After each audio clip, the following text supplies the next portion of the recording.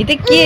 আচ্ছা না বাবা, বাইরে তো বৃষ্টি হচ্ছে, বৃষ্টিতে কি খাবে? চপ খাবে?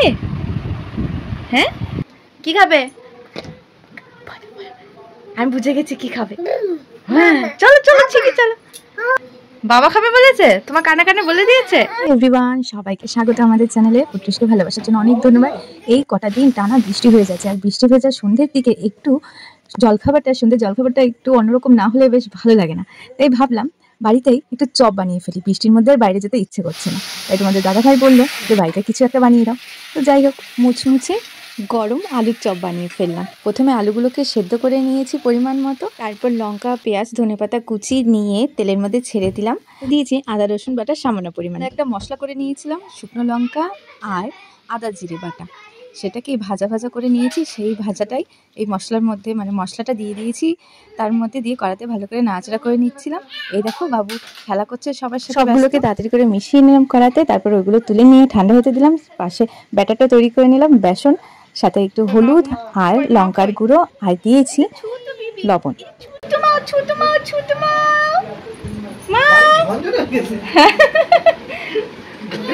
ফেলো না বাবা, আর ফেলো না। কি দুধ কি গাড়ির হাত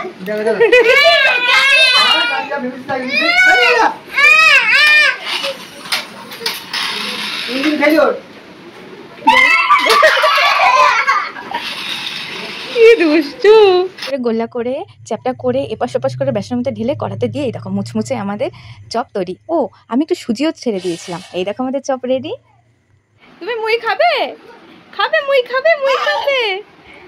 এই দেখো, এই বৃষ্টির দিনে মুড়ির সাথে গরম গরম আলুর চপ। আর এই যে আরেকজন মহারাজ নিয়ে এসেছেন কাসুন্দি সাথে। কে খাবে, কে খাবে? তুমি খাবে? ওটা বাবার তো পছন্দ হয়েছে। কোনটা খাবে? খেয়েছো তুমি? কোনটা খাবে? বাবারটা, মারটা? উই বাবা।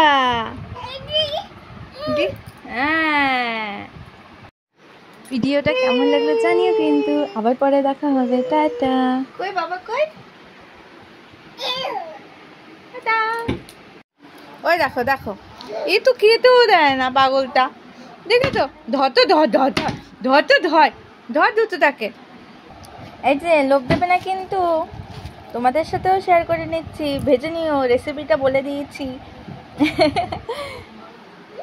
এই এই ধর ধর ধর দুটো, এই যে বাবা তো কি এই যে দেখেছো, সারাদিন এরকম দুষ্টু মিষ্টি দুষ্টুমিগুলো করে যাবে, আর আমার সময়টা সুন্দরভাবে চলে যাবে।